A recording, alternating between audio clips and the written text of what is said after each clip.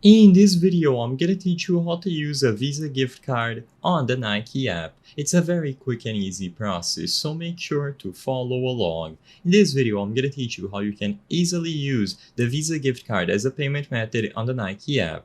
So this is going to work for all regions, and you will be able to check the eligibility of your Visa gift card on the Nike app when you proceed to checkout. So all that you have to do if you've ever made a purchase on the Nike app, as you might expect, is to reach checkout. If you have never purchased anything in there, don't worry, just add items to your cart or basket, and using the navigation bar at the bottom of your screen, you will eventually be able to go over to your cart and reach checkout. So once you are in the checkout window, you will be able to include some details like the quantity and the billing address.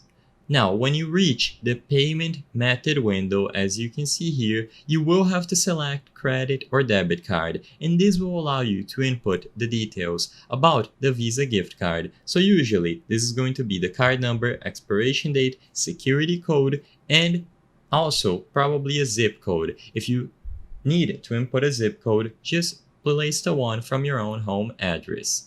Now, the disclaimer that I need to make is that unfortunately, as of today, not all Visa gift cards are going to be compatible. Gift cards from brands like Visa and MasterCard have gotten more and more difficult to use on online services, even though it is still possible to use these gift cards on online services such as the Nike app.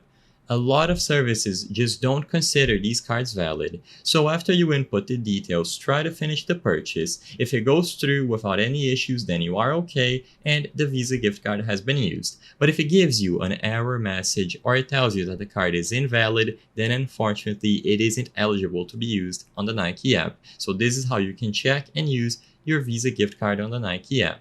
I hope I was able to help you. If this video helped you, please be sure to leave a like and subscribe for more very easy tips. Thank you for watching.